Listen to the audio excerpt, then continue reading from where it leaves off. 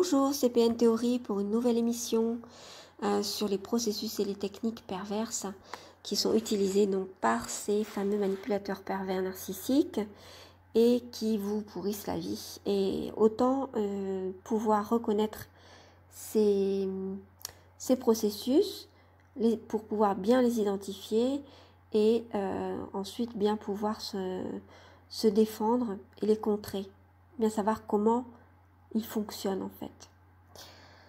Alors, l'effet de surprise.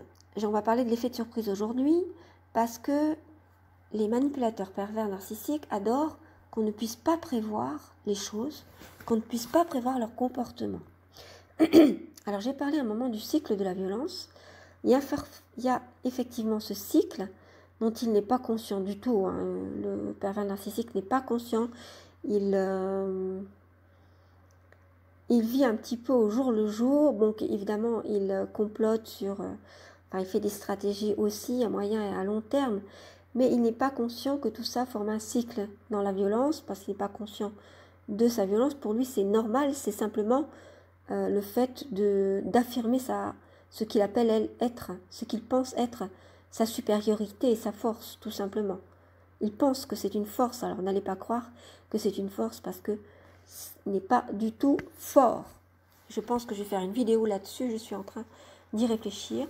Ça m'énerve un petit peu, même si ce sont des façons de parler, que d'autres personnes disent « Ah oui, il est trop fort », parce que en disant cela, même si c'est une façon de parler, justement parce que c'est une façon de parler, ça montre bien que c'est complètement intériorisé, que quand on pense qu'on pense quelqu'un de fort, parce que simplement il est stratégique et il est malin pour faire du mal. Et il a la finalité pour faire du mal, c'est-à-dire c'est un manipulateur. On dira grand manipulateur ou on dira trop fort, parce que dans la société actuelle et dans l'époque actuelle, on est beaucoup dans les superlatifs. Et en faisant cela, on ne se rend pas compte qu'on est en train de confirmer l'idée qu'effectivement, ces manipulateurs pervers narcissiques sont trop forts et on est fasciné par eux et qu'on n'y arrivera pas parce qu'ils sont trop forts. Voyez? Donc en fait, il faut faire très attention à ce qu'on dit. Plus toutes les paroles que l'on dit influencent notre pensée et notre pensée influence nos actions et puisque tout ça bouge nos représentations en fait. Ça façonne nos représentations, la façon dont on parle. Donc ne dites plus « il est trop fort » ou « elle est trop forte » parce que c'est pas vrai. Voilà. Et j'expliquerai pourquoi dans une autre vidéo. Alors, ce fameux effet de surprise. Il y a forcément des rythmes, je vous ai parlé de ce rythme de la violence, de ce cycle de la violence, c'est-à-dire période, il y a plusieurs phases, la phase de la séduction ou de lune de miel, pour essayer de vous reconquérir, essayer de faire en sorte que vous retombiez dans son emprise ou que vous ne perdiez pas, qu'il ne perde pas sa prise sur vous-même, sur vous, et pour ensuite que le climat se tende, qu'il y ait une tension, que vous n'osiez pas dire certaines choses, etc., qui se montre irritable, que vous marchiez sur des œufs, et puis paf, jusqu'à la crise, jusqu'au moment où il va se déchaîner, être en rage, et vous faire culpabiliser parce qu'effectivement ce sera votre faute, parce que vous l'avez mise, cette perverse narcissique, ou vous l'avez mis, ce pervers narcissique, en colère, alors que c'était pas le moment, etc. C'était pas le moment. Et justement, je peux faire la transition avec ce fameux effet de surprise. C'était pas le moment. Ce n'est jamais le moment, de toute façon, mais il est en train d'essayer de vous faire croire, en vous disant c'était pas le moment, tu aurais dû parler à un autre moment, parce que je suis irritable, parce que je sors du travail fatiguée, parce que on m'a énervé au travail, ou parce que ceci, parce que cela, il y a toujours de bonnes raisons, parce que je suis malade. Bref, vous faire culpabiliser, et par contre, vous agresser, parce qu'il s'agit bien d'agression perverse, lorsqu'il vous lance des piques, ou lorsqu'elle lance des piques, ou vous essaie de vous dévaloriser à chaque moment. Bien sûr, tu n'y arrives pas, comme d'habitude. Oui, de toute façon, tu n'as jamais su arriver à l'heure ou des choses comme ça. Bon, mais tu peux rien, c'est pas grave, tu peux rien. C'est comme ça, t'es comme ça. Qu'est-ce que tu veux que j'y fasse? Non, mais si vous dites que vous essayez de changer, vous dira mais non, t'es comme ça. Chasser le naturel et reviens au galop. N'essaie pas de changer, tu n'y arriveras pas. Voilà, donc ça, vous voyez, c'est clairement une agression. Mais lorsque ça arrive au quotidien, ou que ça arrive souvent, ou qu'on ne veut pas relever parce que on est attendu chez des amis, qu'on doit partir faire des courses, qu'on doit partir au travail, ou que les enfants vont arriver ou sont là, et qu'on ne veut pas que ça se passe devant les enfants, eh bien, on laisse couler. C'est généralement à tort. Mais c'est ce que généralement on fait. C'est ce qui permet à la relation... j'allais dire là, non. C'est ce qui permet à la perversion de continuer, de perdurer et de faire des dégâts sur vous. Donc en fait, il essaie de vous surprendre. Alors à quel moment? Les moments où vous êtes le plus faible, c'est-à-dire soit les moments où vous ne pouvez pas parler, par exemple parce que vous êtes avec des amis, vous discutez avec des amis ou en famille, et vous savez très bien, il sait très bien que vous n'allez pas pouvoir ou pas oser rétorquer ou laisser couler, et donc il va en profiter. Voilà, pour lui c'est une situation de faiblesse, vous savez que pour lui tout est un combat, les relations sont des combats, il n'y a pas de relation, il n'y a que des combats, et donc il va essayer de vous contrer à ce moment-là. Ou bien quand vous êtes extrêmement fatigué ou malade, ou bien quand vous êtes dans une situation très difficile parce que vous êtes très préoccupé pour des questions financières, et Dieu sait si les questions financières nous préoccupent et nous angoissent lorsqu'on est dans une situation précaire par exemple, ou bien si vous êtes malade, ou alors vous avez une suspicion de grave maladie, ou bien qu'un enfant vous inquiète, ou bien parce que vous êtes harcelé à votre travail, ou des choses comme ça. Vous voyez, lorsque c'est le cas, eh bien, que vous sentez aussi ou que vous êtes en dépression, le pervers ou la perverse narcissique va au contraire vous en profiter jusqu'à vous donner le coup de grâce. Donc je vous demande de vous référer, si ça vous intéresse, à la vidéo qui est intitulée Le coup de grâce. C'est-à-dire qu'au contraire, il n'aura aucune pitié pour tout cela. Il souhaite vous faire du mal. Il souhaite même que vous vous fassiez du mal vous-même. Pour pouvoir dire, tu vois, j'ai pas besoin de faire quoi que ce soit. Tu te fais du mal tout seul. Ou tu te fais du mal toute seule. Tu vois à quel point tu en es. Mon pauvre, ma pauvre, je te plains. Tu vois quel déchéance tu es. Et puis il va utiliser tout un tas de mots plus bas les uns que les autres pour que vous perdiez encore plus confiance en vous à l'heure que vous auriez besoin avec votre conjoint ou votre conjointe, au contraire d'être aidé, d'être soutenu, qu'on vous remonte le moral. Eh bien c'est tout à fait le contraire qu'il va faire, tout en à certains moments faisant mine de vous remonter le moral, mais toujours avec une petite phrase à la fin ou quelque chose qui sera ambigu pour montrer que ah bah oui, il fallait quand même que je te remonte le moral parce que tout seul ou toute seule, tu n'y arriverais pas. Des choses comme ça, vous voyez, toujours des choses bien sympathiques pour bien vous rabaisser encore une fois de plus, quoi. C'est-à-dire, en gros, si tu vas bien, c'est grâce à moi. Mon pauvre, ma pauvre, toute seule, je sais pas où t'en serais, hein. Tu serais déjà mis la corde au cou, hein. Moi, si j'étais toi, j'attendrais pas, hein. Voilà, vous voyez, ça c'est encore plus pour vous pousser à la faute, pour vous pousser au suicide, vous voyez, alors que vous n'auriez peut-être pas pensé. Donc, agir en contrepoint, agir à des moments qui ne sont pas dans vos rythmes, c'est-à-dire susciter une dispute en pleine nuit ou quand vous êtes malade, alors que ce n'est pas le moment.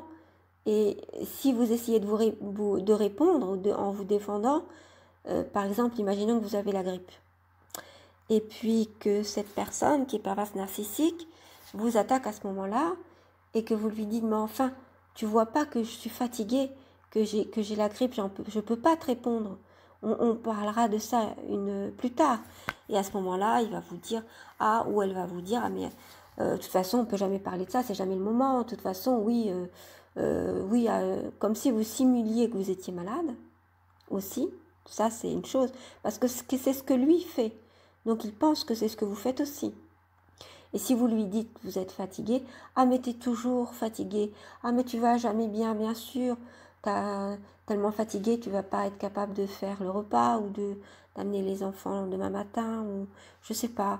Il lui trouvera toujours tout un tas de choses pour dire que vous n'êtes pas une vraie malade ou un vrai malade, vous simulez et qu'en plus, on peut jamais parler avec vous qu'en fait, c'est parce que vous essayez de vous défiler. C'est-à-dire tout ce que lui fait dans la réalité avec vous, il va vous le reprocher.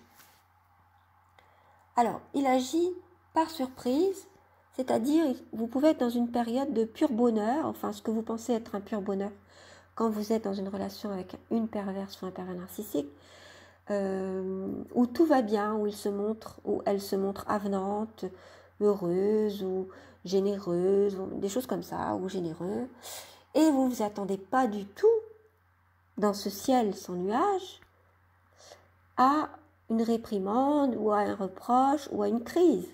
Et bien c'est là que ça va arriver, c'est là qu'il va faire en sorte de soit vous faire du mal physiquement sans en avoir l'air, parce que ça ils aiment bien aussi dans ce qu'ils peuvent vous faire subir comme agression.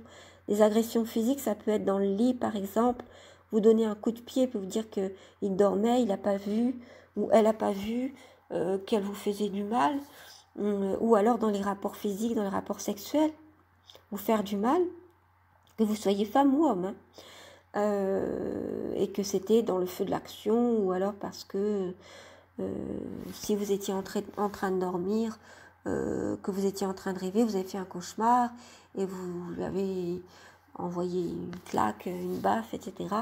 Mais j'ai pas fait attention, mon chéri, ma chérie, etc. Bon, voilà. Donc par surprise, voilà.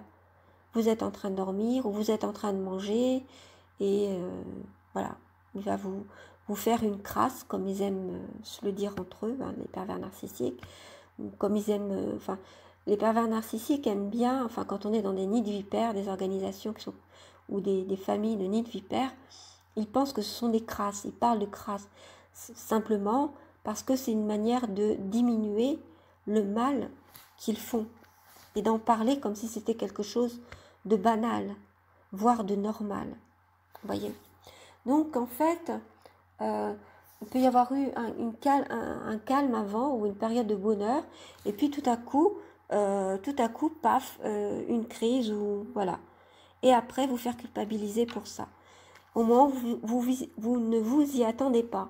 Par exemple, si c'est un homme, il peut vous offrir des fleurs, et puis à côté, ce sera le reproche parce que vous êtes mal habillé, c'est dommage parce que soit il avait envie de vous offrir des fleurs ou il avait envie de vous amener au restaurant ou alors il va vous emmener au restaurant et puis finalement décommander au dernier moment parce que vous êtes beaucoup trop mal habillé ou alors vous avez une tête de papier mâché, c'est ce qu'il va vous dire. Ah non, on ne peut pas aller au restaurant comme ça, c'est pas possible. Ou alors vous humiliez encore plus, c'est-à-dire vous faire aller au restaurant, et puis en plein restaurant, plein période si vous êtes une femme, ou alors pareil si vous êtes un homme, vous dire se moquer de vous à table parce que vous avez une tête de déterré. Voilà, et puis vous le dire carrément, vous avez une tête de déterré, mon chéri ou ma chérie, mais bon, j'avais prévu de t'emmener au restaurant, voilà. Au lieu de pointer sur le fait que, justement, c'est très bien ce qu'aurait fait une personne saine, puisque justement, ça vous fait du bien, et puis justement d'être inquiet pour vous, parce que vous êtes effectivement très fatigué, et que vous êtes content de l'avoir amené au restaurant, puisque ainsi, il ou elle aura pu se reposer, ce qui est le cas dans un couple normal. Et puis là, c'est pas du tout le cas. Voilà. Donc l'effet de surprise, faire qu'en sorte vous y attendez pas du tout. Ou alors lorsque vous êtes en train de faire quelque chose, alors ça c'est au niveau comportemental, très précis, très concrètement, vous êtes en train de cuisiner par exemple, il va vous parler du fin fond de la chambre qui est à l'autre bout de l'appartement ou de la maison. Et puis, comme vous n'entendez pas, vous êtes obligé d'aller jusque là où il est pour entendre ce qu'il a à dire, parce qu'il va répéter, puis il va dire que vous n'entendez pas, que vous ne comprenez pas, ou alors il va vous parler tout en marchant, donc comme le flot d'air et de paroles va être dirigé complètement ailleurs, vous pouvez très bien ne pas entendre. Et c'est là qu'il va se mettre à vous faire douter du fait que vous entendez mal, que vous ne comprenez pas, ou que vous ne comprenez que ce que vous voulez bien comprendre. Donc voilà, vous êtes occupé, en train de faire la cuisine ou en train de faire des comptes, et il va vous embêter alors que vous êtes en train de calculer, par exemple. Vous téléphonez toujours au travail alors que il sait que vous avez une réunion importante et que vous ne pouvez pas décrocher. Et puis, exiger que vous décrochiez. Et puis après, vous faire une scène. Pourquoi tu n'as pas décroché? Pourquoi tu veux pas me parler pendant que tu es à ton travail? C'est important pour un couple ou je ne sais quoi. Voyez? Voilà. Donc, l'effet de surprise. Et puis, ou alors, vous lui avez absolument dit ou dites que vous ne vouliez pas qu'il vous appelle à ce moment-là parce que vous étiez entre amis ou vous alliez jouer à un jeu, je ne sais pas moi, n'importe quoi, et que vous ne voulez pas être dérangé, c'est là qu'il va vous déranger et vous harceler de coups de fil. Mais qu'est-ce que tu fais? Il se passe quelque chose de grave, alors qu'en fait, ça ne sera pas vraiment grave, mais il va se débrouiller pour vous faire culpabiliser. Voilà, donc toujours utiliser l'effet de surprise, l'effet de à contrepoint pour que vous soyez perturbé dans vos rythmes et puis que vous soyez dans la panique. Parce qu'il adore aussi vous faire paniquer, vous faire culpabiliser pour que vous vous sentiez mal. Il ou elle, bien sûr. Voilà, j'en ai terminé avec cette émission sur l'effet de surprise. Il y aura d'autres émissions qui suivent. Il y en a 5 de prévues, a priori. Voilà, je vous dis à très bientôt pour une prochaine. Et d'ici là, prenez soin de vous.